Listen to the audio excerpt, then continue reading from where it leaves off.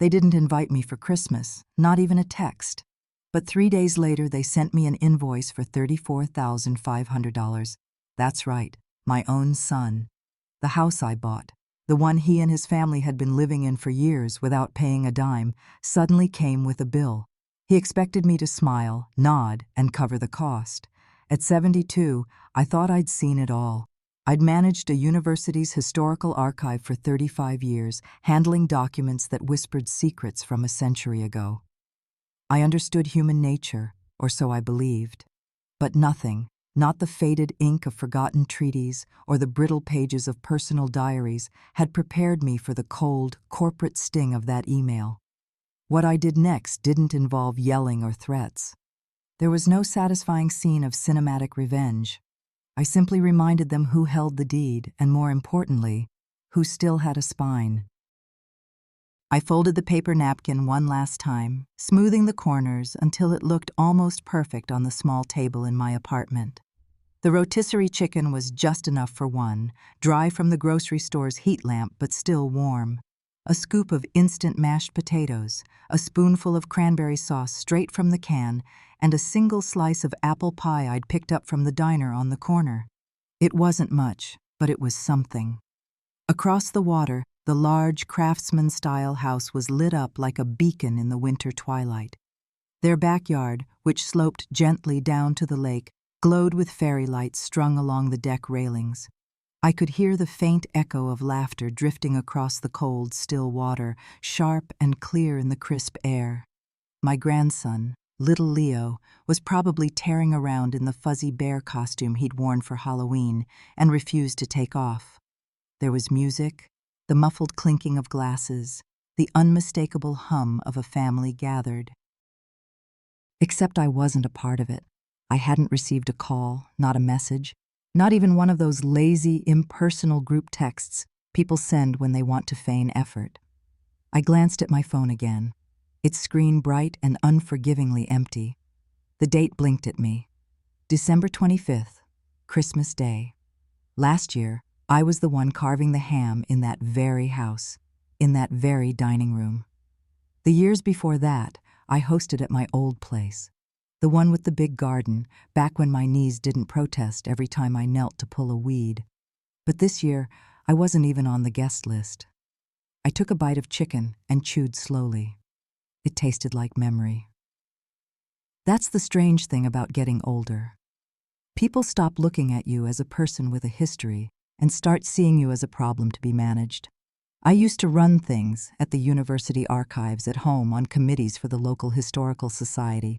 Now, I was a name on a tax record and a photo in an album they probably never opened. I didn't cry. Not really. I just sat there and let the silence fill in the spaces where family used to be. Through my window, I saw Michael step onto the deck, a bottle of craft beer in his hand. He was talking to someone I couldn't see, laughing. It was that confident, easy laugh he used when he thought he'd gotten away with something. I remember when he used to reach for my hand to cross the street, his small fingers a trusting weight in mine. When he'd fall asleep on my lap, a smudge of chocolate still on his cheek. Now he'd forgotten I existed. Well, not entirely, but that part comes later. That night, after my meager dishes were cleared and the lights across the lake had dimmed, I rinsed my plate and wrapped the leftovers. I stood at the sink, watching the condensation on the window pane drip like slow, silent tears. I thought about calling him, just to say hello, just to ask if perhaps the invitation had gotten lost in the mail. But I didn't. Something deep in my bones, a weary wisdom earned over 7 decades, told me that call would change nothing. So I turned off the kitchen light and walked into the living room, letting the darkness hold me like it was the only family I had left. If you've ever sat alone at a holiday table that once bore your name, you know that silence can be the loudest sound of all. Stay with me, because this story isn't about bitterness. It's about what happens when a mother stops asking to be remembered and starts remembering herself. 3 days after Christmas, I woke early. I had slept better than expected, a sleep born from sheer emotional exhaustion, not peace. The Pacific Northwest sun was slow to rise, casting a pale, watery gray across the blinds. I made coffee, the cheap kind from a can, but it was hot and dependable. Just as I took my first sip, my phone buzzed on the counter. It wasn't a call. It was an email. The subject line read, "House maintenance and upgrades." For a second, I didn't move. My stomach clenched the way it used to before a major budget review at the university or a late-night call about a sick parent. I tapped it open. It was from Michael. Just seeing his name in my inbox made something inside me shift. It had been months since he'd reached out directly, and when he did, it usually meant he needed something. I began to read. "Hi, Mom. Hope you're doing okay. We meant to touch base earlier, but with the holiday rush, things got away from us. I wanted to share a summary of the recent upkeep costs for the Cedar Creek house, which are tied to your name as you're still the legal owner. Attached is the breakdown for your share, totaling $34,500. Please review and let us know how you'd like to handle payment. Talk soon, Michael." I read it again, and then a third time. No invitation to dinner. No, "How did you spend Christmas?" No photo of the kids. No apology for the silence. Just a spreadsheet, a bill, and a polite corporate tone, as if I were a distant landlord he barely knew. Attached was a PDF. I opened it. Landscaping, roof repairs, plumbing, deck refinishing, new appliances. Some of it seemed legitimate, necessary maintenance. But then I saw the other items, a full remodel of the master bathroom with imported tile and a steam shower, a custom-built wine fridge in the kitchen, upgraded smart home fixtures throughout. It was the kind of renovation people do when they're settling in for good, not maintaining an aging property. And somehow, they expected me to cover half of it. I scrolled to the bottom line. He'd calculated it precisely. $34,500. Just like that. No conversation, no warning, just an invoice. It wasn't a request. It was a notice. He didn't ask if I could help. He assumed I would, because I always did. That was the pattern with Michael. Ever since he was a boy, he learned that I would show up. And whether it was a forgotten science project or a failed business venture, I'd be there to cushion the fall, quietly, gratefully, because I was his mother, because that's what mothers do. But this wasn't a forgotten project. This was theft dressed up in polite language. I closed the email and placed the phone face down. My hands were steady, but my chest felt hollow, like something essential had slipped out without my noticing. I thought back to when we first bought that house. After his tech startup went under, I offered to help them get back on their feet. I put my name on the deed, not to control him, but to protect what was left of my life savings. I never charged rent, never asked for a penny. I even covered the down payment with the clear understanding that the house remained mine, legally and in spirit. He'd agreed, said it made perfect sense. Back then, I believed him. Now it was clear he believed something else entirely. That I was too old to remember the terms, too soft to push back, that I'd quietly open my checkbook out of guilt or habit. But I wasn't old enough to forget betrayal, and I wasn't soft enough to pretend I hadn't noticed it. That evening, I didn't reply to his email. Instead, I printed the invoice and pinned it to the corkboard above my small writing desk. I stared at the total, bolded in black ink, and realized something for the first time in years. This wasn't just about money. This was about erasure. He hadn't invited me for Christmas because, in his mind, I no longer served a purpose. I was no longer a source of joy or comfort. I was just a name on a deed, a financial loose end to be handled. That's when the quiet inside me began to change shape. It didn't curdle into anger. It sharpened into a decision. And that decision had nothing to do with $34,500.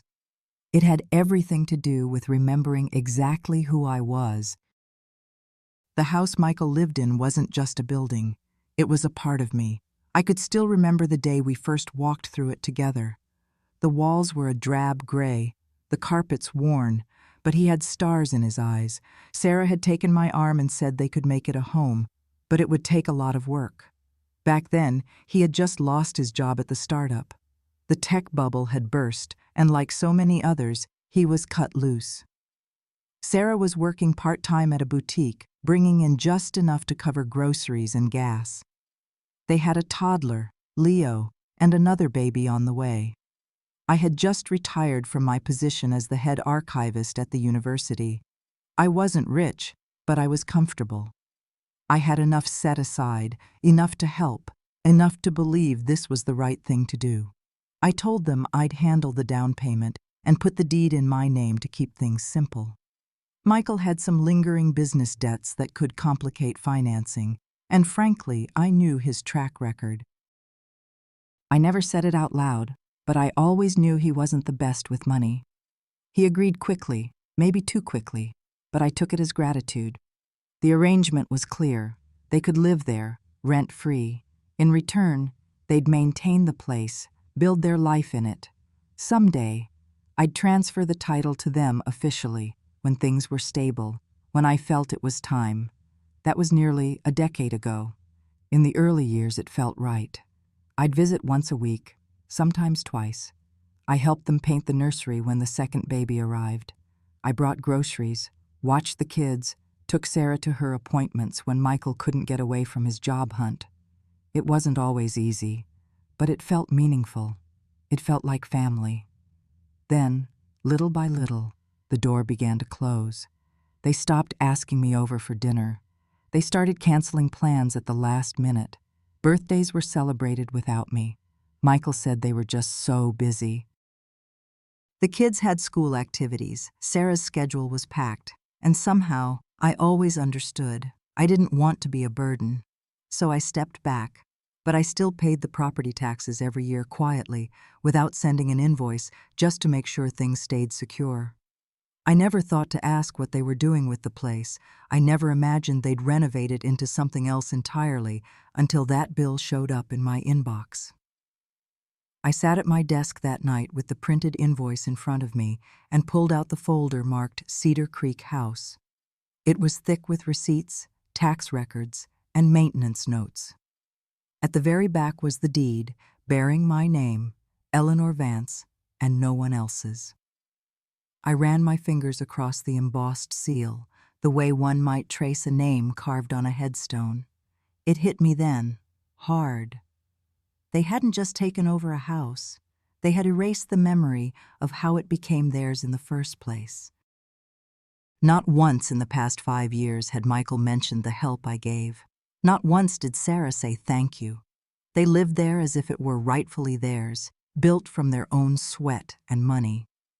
But it wasn't. It was mine. All of it. The floors they walked on, the walls they painted, the garden they reshaped.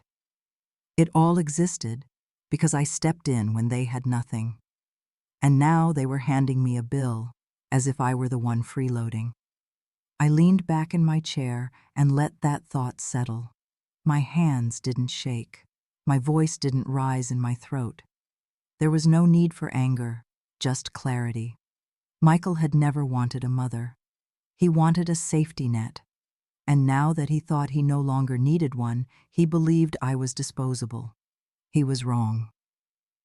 That night, I didn't sleep much, not out of sadness, but out of a sharp, focused procession of thoughts.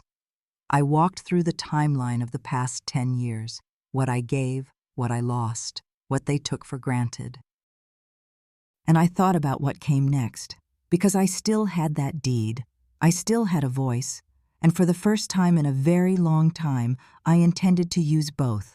I hadn't planned to go near that house again, but sometimes the heart disobeys what the mind has decided. 4 days after the invoice arrived, I drove across town. I told myself I just wanted to see the place, to remind myself it was real, that I hadn't imagined buying them that home, hadn't imagined all those years of scraped knees, bedtime stories, and late-night calls from Michael when he didn't know how to fix a leaking faucet. It was early afternoon. The sky was a uniform, heavy gray, the kind of winter light that leached the color from everything. I parked across the street in the shadow of a tall Douglas fir that needed trimming. I used to nag Michael about that tree every fall. He always said he'd get to it. He never did. The driveway was empty except for Sarah's SUV. A simple evergreen wreath hung on the front door. White holiday lights curled along the porch railings. It all looked festive, normal, inviting, but I knew better now. I got out of the car and crossed the street slowly. I wasn't planning to knock. I just wanted a closer look. As I reached the sidewalk, I heard voices. Not yelling, not laughter, just two people talking. Quiet, but not quiet enough. The side window of the kitchen was cracked open. Michael and Sarah were inside. I didn't mean to eavesdrop, but I stood frozen as the words drifted out. It was Michael's voice, laced with frustration. "She's getting older, Sarah. I don't think she understands how much this house costs to maintain." Then Sarah's reply, smooth and reasonable. "I mean, it's in her name technically, but we've lived here for almost 10 years. We've built a life here. It's basically ours now." "Exactly," Michael said. "And she's not using it. She doesn't even visit anymore. If she really cared about us, she'd just sign it over." There was a pause. Then Sarah added, her voice dropping slightly. "Honestly, she should be grateful we even kept her on the documents. It's not like she's paying the utilities or anything." They both laughed lightly, casually, as if I were a mildly inconvenient topic at a dinner party, a burden they were patiently managing. I stepped back from the window, my feet heavy on the cold pavement. There was something about hearing the words spoken aloud. Reading the invoice had stung, but hearing my own child speak of me like that, like I was in the way, like I owed them, there was no dressing that pain. It wasn't just the ingratitude. It was the absolute certainty in their voices that I would eventually give in, that I would quietly disappear, hand them the deed, and vanish like smoke. I walked back to my car without looking at the house again. I didn't cry. My hands were calm on the steering wheel, but inside, a final door clicked shut. It wasn't out of spite or bitterness. It was recognition. Michael didn't see me as his mother anymore. He saw me as a transaction waiting to be completed, a deed to be signed, a problem to be solved. I drove out of that neighborhood for what I knew would be the last time. Back at my apartment, I opened the filing cabinet where I kept all the important documents. I took out the Cedar Creek House folder again. I read through it, line by line. I made notes. I called a friend of mine from the university, Carol, whose daughter was a real estate attorney. I didn't explain everything. I just asked for a referral. Carol didn't press. She just gave me the number. That night, I boiled pasta and ate at my kitchen counter. I put on an old jazz station and listened to the saxophone hum through the speakers. I didn't think about what Michael had said. I thought about what I was going to do. Because it was no longer about who was right or wrong. It was about remembering that I still had choices, and I was about to make them. The next morning, I packed a small overnight bag, a few sweaters, a change of shoes, my reading glasses, a wool scarf an old friend had given me years ago. I didn't tell anyone I was leaving. There was no one to tell. I drove north towards the city, towards the university campus where I used to work. The library sat at the heart of the campus, a grand old building of stone and ivy, quiet in the winter light. It had been my second home for nearly 4 decades. I parked in the visitor lot and walked up the familiar stone steps. The air inside smelled the same, like old paper, bookbinding glue, and quiet contemplation. I went to the special collections wing, the archive I had built and managed. I didn't have a key anymore, but I knew the current archivist, a young man I had trained years ago. He greeted me with a warm smile and let me in. I walked through the quiet, climate-controlled stacks. This place was the opposite of my life right now. Everything here was ordered, preserved, and respected for its history. I leaned against a row of gray archival boxes and closed my eyes. For the first time in weeks, I felt my heartbeat settle. I wasn't just someone's mother. I wasn't just a name on a deed. I was Eleanor Vance, the woman who had built this collection from a few dusty boxes into a renowned historical resource. I was the one they called when a priceless manuscript needed restoration, or when a donor was considering a major gift. I wasn't always loud, but I was always solid, respected. I walked back towards the small cafe on campus. It used to be a cramped coffee kiosk, but someone had turned it into a polished little spot. I took a table by the window and ordered coffee and a scone. The young student at the counter called me ma'am with a kindness that felt genuine. I opened my notebook and began to write. It wasn't a letter or a journal entry. It was a list, a private accounting, what I own, what I gave, what I sacrificed, what I need, what I will no longer accept. By the third line, my hand had steadied.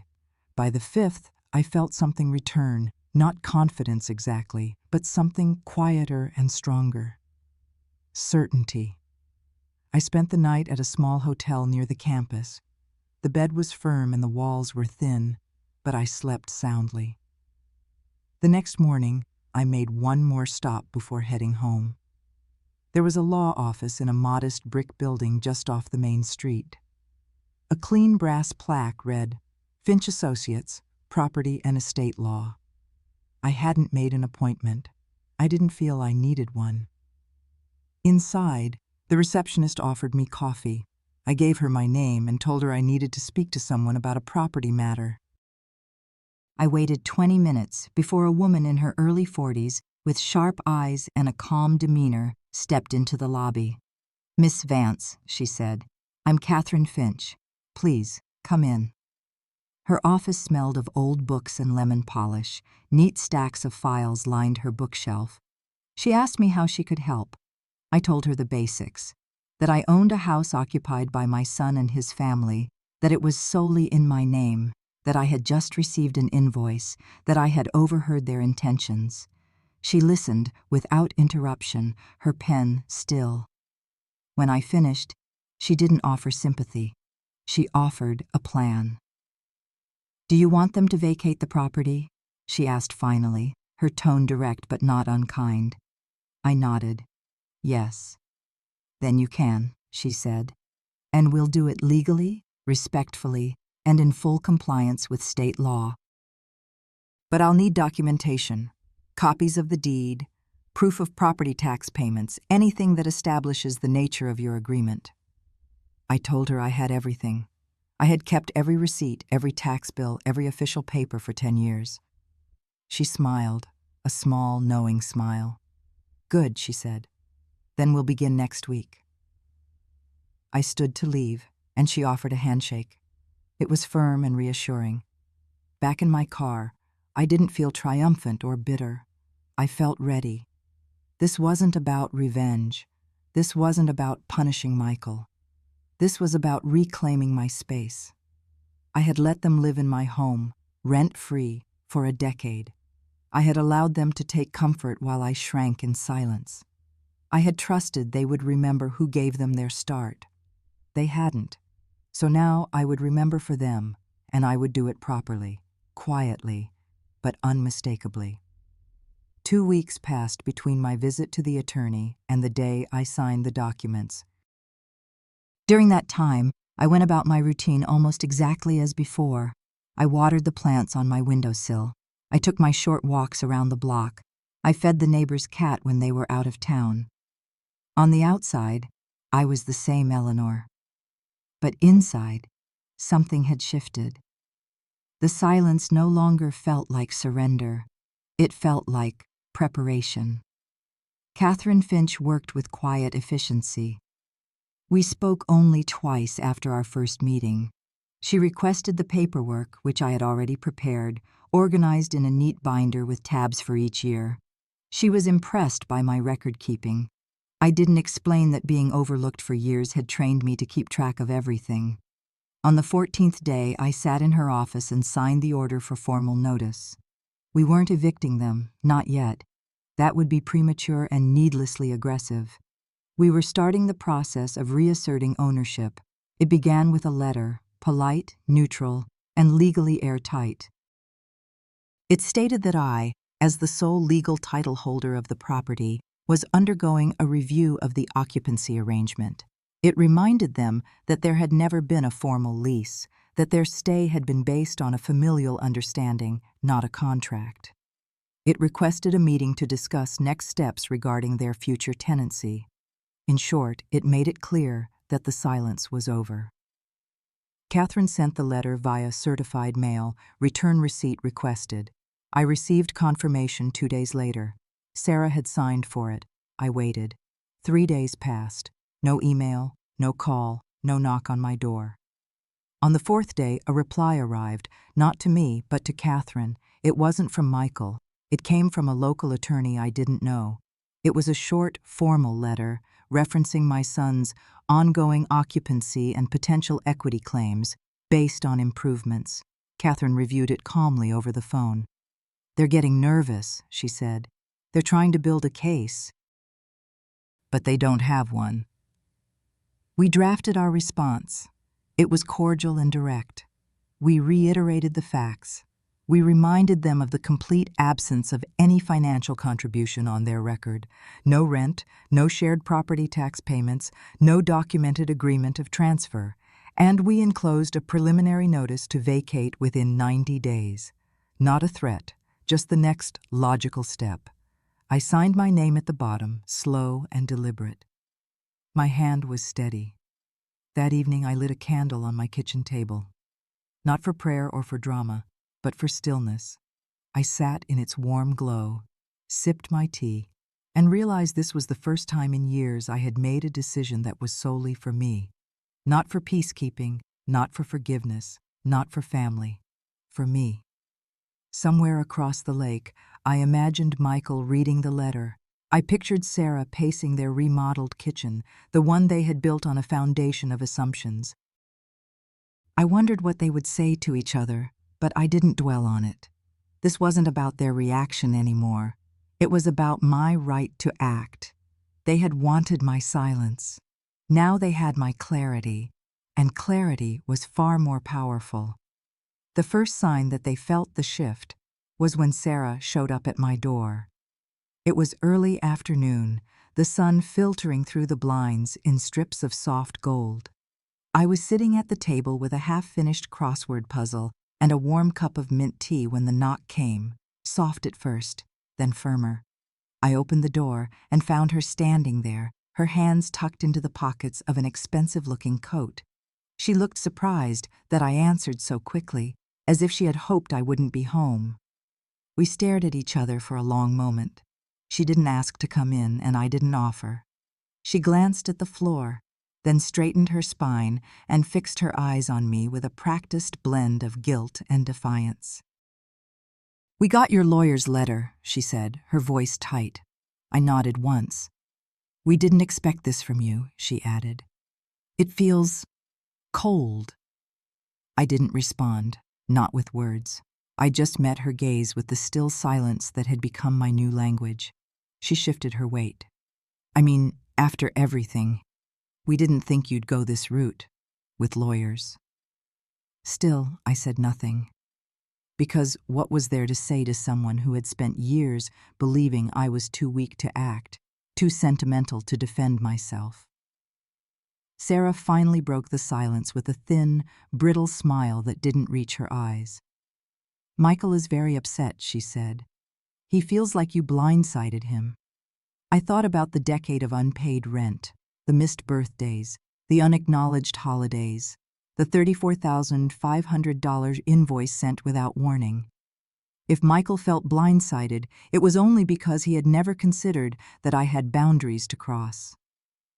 "He thought we were family," Sarah added, her voice taking on a wounded tone.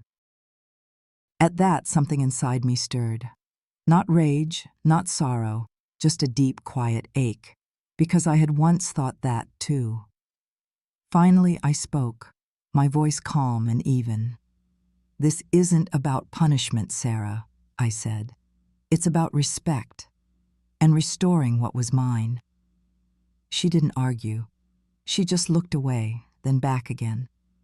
"We'll have our lawyer talk to yours," she said quickly, and turned before I could say anything more. I closed the door quietly and returned to my tea. The tone had changed. The lawyer letters that followed were slower, more careful, less aggressive. A few days later, Catherine called to say Michael's attorney had requested a mediated meeting. I agreed, on the condition that it take place at Catherine's office and that all communication go through her. I wasn't looking to negotiate, I was looking for acknowledgement. On the day of the meeting, I wore a simple navy dress and a silver pin my mother had given me. I didn't dress to impress. I dressed to remember who I was before I let guilt shape my decisions. Michael arrived 5 minutes late. His tie was slightly askew, his expression tight. We sat at opposite ends of a long mahogany table. His lawyer began by trying to soften the edges, using words like transition and misunderstanding. I listened quietly. Then Catherine laid out my terms. There would be no immediate eviction. I wasn't interested in forcing them onto the street, but the deed would remain in my name. The house would be listed for sale within 6 months. The proceeds from the sale would be entirely mine. They had made no capital investment, paid no taxes, and contributed no documented equity. Their occupancy had been a gift, and the gift was now being rescinded. Michael shifted uncomfortably in his chair, then said something that surprised even me. "We thought you were done with all that. Real estate, money. You've been alone for years. We just assumed you didn't care about it anymore." That word, assumed. I didn't respond with anger. I let the silence stretch, filling the polished room. Then I said, my voice quiet but clear, "I may be alone, Michael, but that doesn't mean I'm invisible." It landed. He looked down at his hands, and for the first time, I saw something flicker across his face. Not regret, perhaps, but recognition. The meeting ended without a handshake. I walked out into the cold air, the sky gray but open. My breath came easy. There was no elation, but there was relief. For years, I had let the silence swallow me. Now, I had spoken without shouting, and for the first time, they had truly heard me.